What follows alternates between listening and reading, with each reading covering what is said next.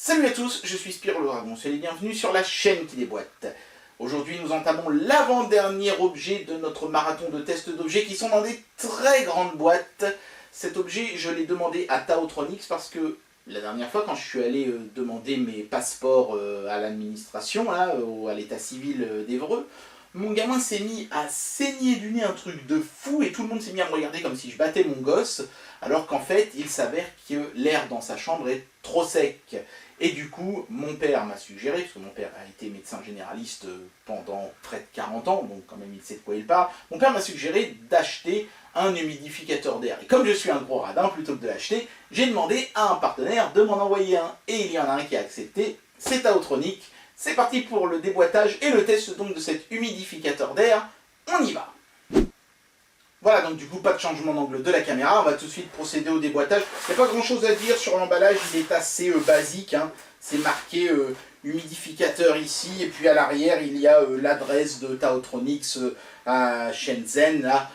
Il y a aussi un QR code qui vous amène sur le site du fabricant. Rien de vraiment transcendant. Donc, c'est un emballage qui est surtout haut, pas très large. Hein. C'est normal, hein, puisque c'est en général une colonne d'eau avec un système pour la faire s'évaporer. Cet humidificateur est un humidificateur à brume froide. Il en existe à brume chaude aussi. Il en existe qui font les deux. Celui-ci est à brume froide uniquement.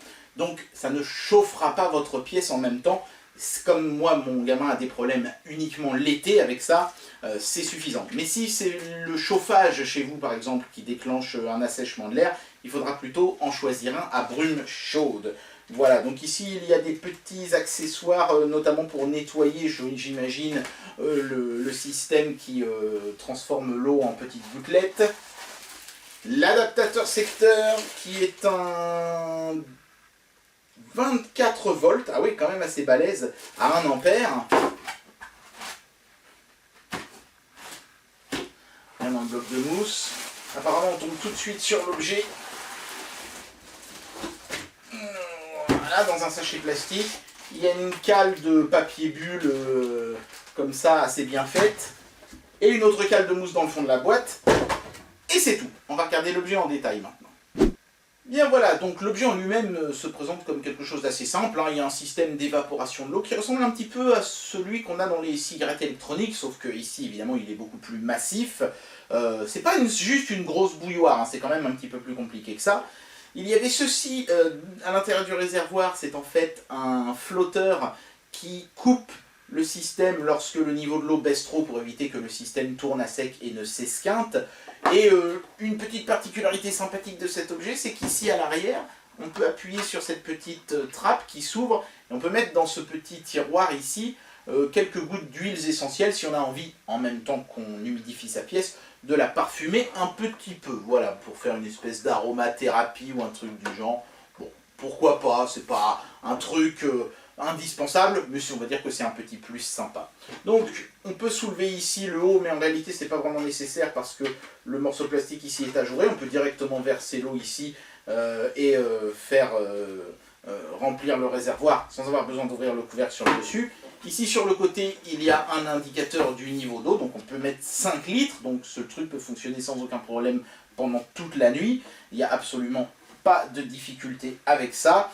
Et puis les boutons de contrôle se trouvent ici sur la face avant, donc il n'y a rien de vraiment très compliqué, hein. On peut mettre un timer, on peut mettre une quantité de vapeur plus ou moins forte, et définir bien sûr le niveau, le degré d'humidité qu'on veut que la pièce ait atteint.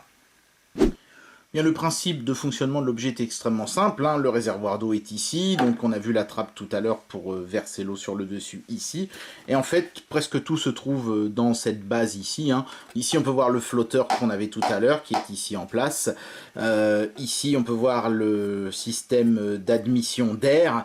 Et ici donc le système de brumisation, c'est cette petite chose ici qui fait la brume. Quant au bouton de contrôle ici sur la face avant, il permet de régler le timer entre 2, 4 ou 6 heures et la puissance de la brume entre haute, moyenne ou basse, hein, high, medium, low. Voilà. Donc ce qu'on va faire maintenant, c'est qu'on va mettre de l'eau dans le réservoir, mettre l'ensemble en place et essayer de faire un petit peu de brouillard. Un petit mot rapide quand même sur la notice, qui est plutôt bien faite et plutôt explicite, hein, qui explique bien comment il faut faire. Eux suggèrent de soulever le couvercle pour mettre de l'eau, donc c'est ce que je vais faire. Évidemment, hein, on va pas commencer à essayer de jouer au petit malin. Et puis voilà, hein, c'est bien fait, hein, on vous explique vraiment toutes les étapes, comment mettre le flotteur, etc. Et c'est bien traduit aussi en français. Hein. Ajoutez de l'eau dans le réservoir pas plus haut que le niveau d'eau maximal. Versez 2 à 3 gouttes d'huiles essentielles dans l'eau. Branchez à une source de courant. L'appareil passe en mode veille avec un bip sonore. Voilà, donc parfaite traduction, ça c'est très bien.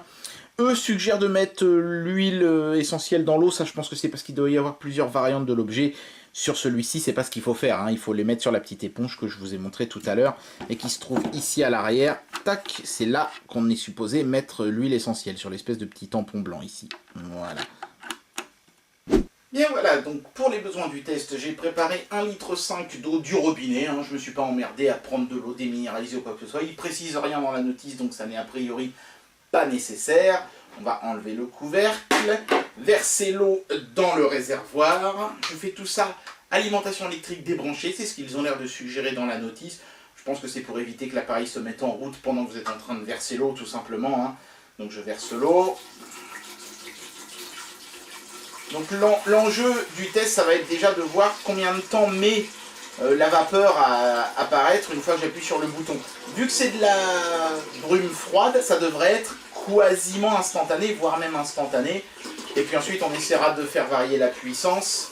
Et on regardera rapidement comment fonctionne le timer. On va remettre le petit couvercle. On va brancher le petit adaptateur secteur. Je l'ai entendu un petit bip, ça veut dire que tout va bien. 3 bips, ça veut dire qu'il n'y a pas d'eau ou qu'il y a un problème technique. On va appuyer sur le bouton. Je suis à l'aveuglette, excusez-moi. Pour mettre l'appareil en marche. Ah ouais, c'est vraiment... ça met 3 secondes hein, et la vapeur sort tout de suite. Donc c'est de la brume froide. C'est marrant, on a l'impression de traverser un nuage. C'est vraiment froid, il n'y a pas d'autre mot. L'été c'est super agréable, hein, c'est un peu comme c'est presque comme une clim. Par contre la vache, ça fait vraiment beaucoup de vapeur. Donc là je pense que le réglage doit être sur médium, j'imagine. Donc je vais rappuyer sur le bouton pour me mettre en low. Ça n'a pas l'air de faire une grande différence, mais il faut peut-être un petit temps pour que le réglage prenne... Ouais, non, je vois pas d'écart hein, en puissance. On va mettre en fort. Là par contre j'ai l'impression que c'est plus faible. Je me demande s'ils n'ont pas inversé faible et fort sur, sur le système. Ouais, là c'est clairement plus faible. Ou alors c'est moi qui vois mal, ou alors peut-être parce que la caméra inverse, je vous dis de la merde. Mais j'ai l'impression qu'ils ont inversé fort et faible quand même. Hein. Je revérifierai tout à l'heure. Quant au timer, eh ben, il permet d'osciller entre 2, 4 et 6 heures. Mais il permet aussi de rajouter des heures, passer de, par exemple, 6 plus 2, donc ça va faire 8 heures, etc. Cumuler les heures. Donc c'est pas mal parce que ça permet d'avoir de la vapeur quasiment toute la nuit. Donc c'est plutôt un appareil qui est somme toute complet. Par contre, il n'y a pas de détection d'hygrométrie dans la pièce, c'est-à-dire qu'on ne peut pas dire à l'appareil de fonctionner jusqu'à ce qu'on soit à 60% d'humidité dans la pièce, par exemple. Autrement dit, si vous lui demandez de marcher 2 heures, il fonctionne 2 heures à la puissance que vous avez décidé, et ensuite il s'arrête. On ne peut pas faire de réglage fin en disant voilà, je veux que l'humidité dans la pièce soit à temps. Ça c'est un petit peu dommage, parce que du coup on risque de se retrouver dans une pièce trop humide, si on gère mal son temps. Voilà, donc je viens de jeter un coup d'œil pour cette histoire de fort, moyen, faible. Bah en fait, ils n'ont pas marqué faible, moyen, fort, mais fort, moyen, faible dans le bas, et c'est ce qui a déclenché la confusion chez moi. Donc là je suis bien en vapeur faible, et effectivement, on voit bien qu'il y a moins de vapeur qui sort. Par contre, entre moyen et fort, je n'ai pas vraiment remarqué de grosses différences. Peut-être que ça se ressent sur la durée, au bout de 2 heures, mais comme ça, à l'œil nu, en tout cas, les deux réglages avaient l'air de produire la même quantité de vapeur. Le timer, vous pouvez voir, hein, le système de LED qui s'additionne. Donc là, 2, 4, 6, 8, 10, et ensuite ça revient à 0. Donc un appareil qui est assez simple, mais qui est quand même assez complet aussi. Bien, il est temps d'amener une conclusion à cette vidéo et de donner une note à ce produit. Oui, je vais donner une note à ce produit en dépit du fait que ce n'est pas un produit d'une technicité extrême, parce qu'il y a quand même pas mal de choses à dire sur cet objet. On est sur un brumisateur à brume froide, ce qui est plutôt intéressant l'été, évidemment. pour non seulement améliorer l'hygrométrie d'une pièce, faire en sorte qu'elle soit moins sèche, mais aussi pour amener un petit peu de fraîcheur. On est toujours plus dans la fraîcheur quand il y a un petit peu d'humidité que quand il fait très sec. Si vous couplez ça avec un ventilateur, vous aurez presque l'impression d'avoir une clim chez vous. Donc ça, c'est quand même plutôt sympathique. L'appareil est plutôt bien fait, bien conçu. Par exemple, si je soulève la partie haute, le réservoir, il ne se vide pas dans la pièce et je ne me retrouve pas inondé. On se retrouvera juste avec ça d'eau à peu près dans la partie basse de l'appareil. Donc il n'y aura plus qu'à porter la partie basse de l'appareil dans un évier pour la vider. Et il y aura encore à peu près ça entre le haut de l'eau et le rebord. Donc vous ne risquerez pas de renverser la flotte en déplaçant l'appareil. Donc ça, c'est plutôt bien fait. Le système de timer est bien fichu aussi. Et le système de flotteur qui coupe automatiquement l'appareil pour éviter qu'il tourne à sec est le bienvenu. Il manque juste à cet appareil un truc pour avoir la note parfaite, c'est un capteur d'hygrométrie. Je ne peux pas demander à l'appareil d'humidifier la pièce à 60% par exemple. Je peux juste lui dire de humidifier la pièce pendant 2 heures. C'est un petit peu dommage, pour ça j'enlève une étoile. Cet appareil a donc la note de 4. Je tiens une fois de plus à chaleureusement remercier Taotronix pour m'avoir fait don de cet appareil, parce que ça va permettre à mon gamin de ne plus saigner du nez le matin au réveil à cause d'un air trop sec. Et ça, franchement, ça n'a pas de prix. Et bien voilà, c'était le test du brumisateur humidificateur d'air de chez Taotronix, que je remercie chaleureusement parce que c'était vraiment quelque chose qui était nécessaire pour mon gamin et ils ont bien voulu me l'envoyer gratos en échange d'un test. Merci les gars, ça me touche énormément. L'objet en lui-même, en plus, il est plutôt sympa. Moi, j'espère que ce test ne vous aura pas laissé dans le brouillard et je vous dis à très bientôt pour une prochaine vidéo. Allez, tchuss.